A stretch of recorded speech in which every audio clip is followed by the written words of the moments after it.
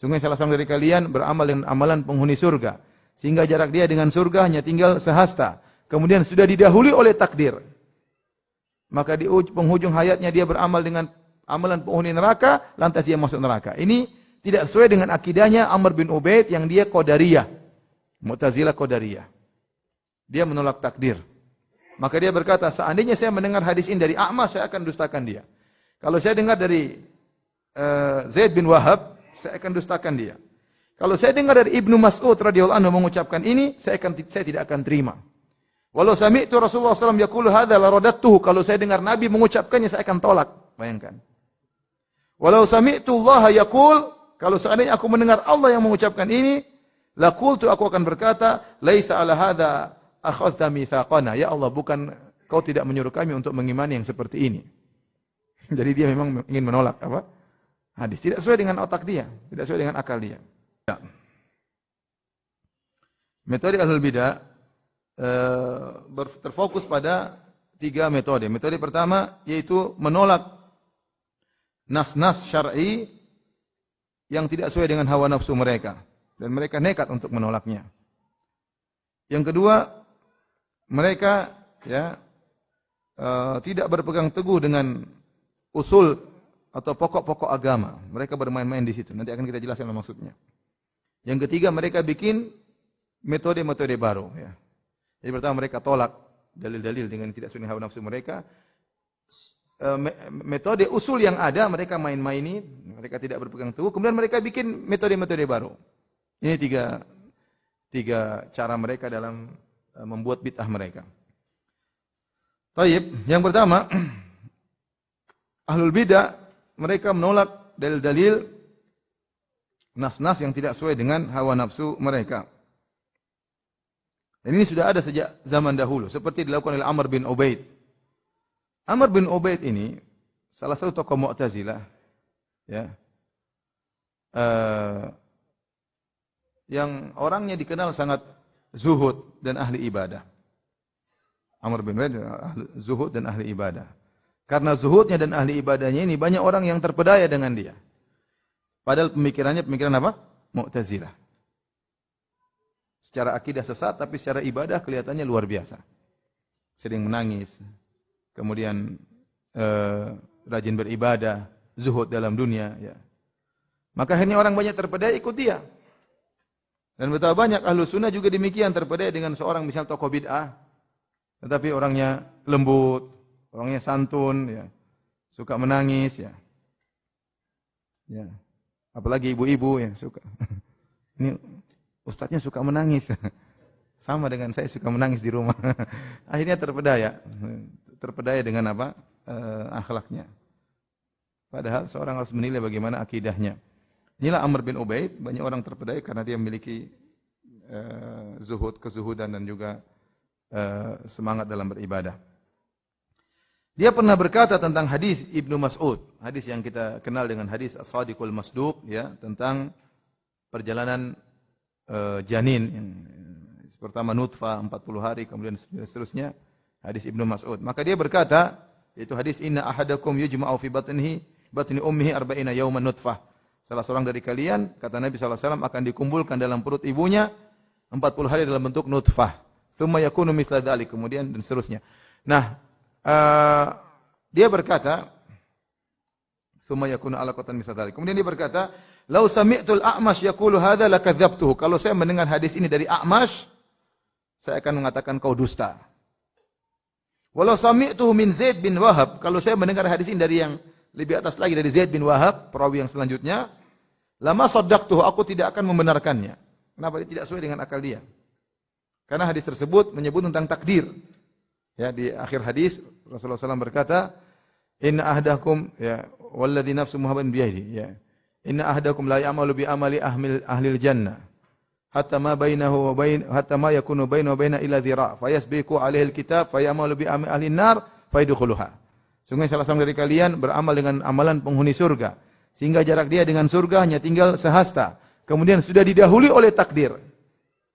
Maka di penghujung hayatnya dia beramal dengan amalan penghuni neraka, lantas dia masuk neraka. Ini tidak sesuai dengan akidahnya Amr bin Ubaid yang dia Qadariyah.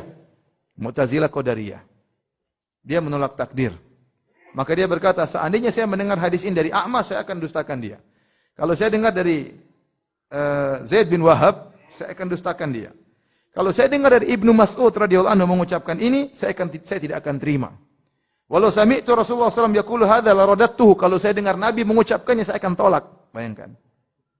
Walau sami'tu Allah yaqul, kalau seandainya aku mendengar Allah yang mengucapkan ini, laqultu, aku akan berkata, laisa ala hadza akhadta mitsaqana. Ya Allah, bukan kau tidak menyuruh kami untuk mengimani yang seperti ini. Jadi dia memang ingin menolak apa? Hadis. Tidak sesuai dengan otak dia, tidak sesuai dengan akal dia.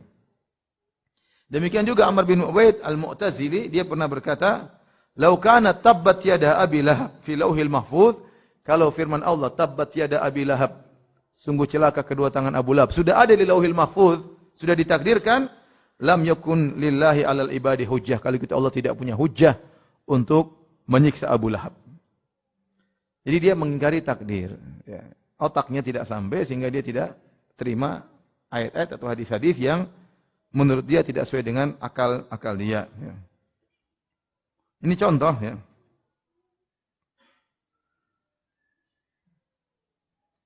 Seperti juga Ibn Taimiyah rahimahullah ta'ala pernah menyebut tentang sebagian tokoh-tokoh sufiyah yang berpendapat dengan wahdatul wujud.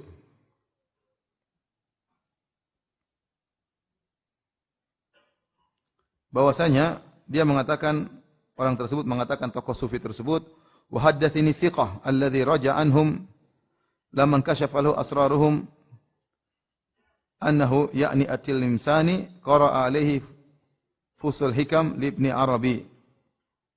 Jadi bercerita ada orang dapat kasyaf dan yang lainnya, At-Tilimsani dibacakan fusul hikam karya Ibnu Arabi. Fusul hikam ini buku sesat, penuh dengan kesesatan ya. Karangan Ibnu Arabi. Dalam kitab Fusul Hikam dikatakan Fir'aun masuk surga ya. Fir'aun masuk surga. Karya Ibnu Arabi. Saya punya ada bentuk PDF ya. Kalau Fir'aun masuk surga apalagi kita, jelas masuk surga. Fir'aun saja masuk surga. Apalagi kita ya. Maka kata Ibn Taimiyah rahimahullah taala, hadzal kalam yukhaliful Qur'an. Wahai, kata dia, wahai saudaraku, wahai sufi, perkataan Ibnu Arabi ini menyelisih Al-Qur'an. Bagaimana Fir'aun masuk apa? Surga. Maka dia menjawab, Al-Quran kulluhu syirk. Al-Quran semuanya isinya syirik.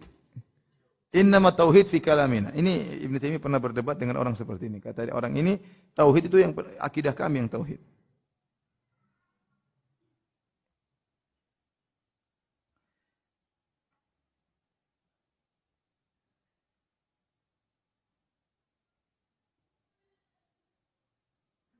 Dan banyak orang-orang, terutama orang zindik zaman sekarang ya, yang menolak hadis-hadis Nabi sallallahu alaihi wasallam. Di antara mereka seperti ada seorang tokoh ya Islami yang tatkala disampaikan kepadanya hadis tentang hadis lalat yang kata Nabi sallallahu alaihi wasallam dalam Sahih Al-Bukhari, "Idza waqa'a adz-dzubabu fi ina'i ahadikum falyaghmishu kullahu thumma liyatrahu fa inna fi ahadi janahaihi da'an wa fil akhar shifaan." Kata Nabi sallallahu alaihi wasallam, kalau ada lalat jatuh di salah satu cangkir kalian, maka celupkan lalat tersebut seluruhnya. Kemudian buang lalat tersebut, jangan dimakan, buang lalat tersebut. Sungguhnya kenapa dicelupkan seluruhnya? Karena salah satu sayapnya ada penyakit, salah satu sayapnya ada obatnya. Maka celupkan dua-duanya agar penyakit tersebut diimbangi dengan obat. Kata dia, kata orang ini, tokoh Islami, saya tidak ingin sebut namanya, ini dia mengatakan, ya, kalau saya dengar hadis ini, lebih baik saya memilih pendapat tabib kafir. Ya. Dokter kafir bilang jangan, maka lebih baik saya memilih pendapat dokter apa? Kafir, daripada mengamalkan hadis ini. Maksudnya, kalau anda pun tolak, tidak usah anda berani demikian, menolak sampai lebih baik saya terima perkataan dokter kafir daripada perkataan Rasulullah sallallahu alaihi wasallam. Keberanian dalam menyikapi hadis Nabi sallallahu alaihi wasallam. Jadi mereka menolak hadis-hadis terkadang dengan sikap tegas seperti itu ya. Ya, karena tidak sesuai dengan akal mereka. Kemudian juga di antara mereka menolak hadis-hadis Nabi atau ayat-ayat Al-Qur'an ya. Seperti pernyataan orang-orang ahli filsafat, Ibnu Sina, Al-Farabi dan yang semisalnya. Mereka mengatakan ayat-ayat dalam Al-Quran tentang hari kiamat itu tidak benar. Itu hanya sekedar hayalan. Jadi para anbiya mereka berdusta kepada kaumnya.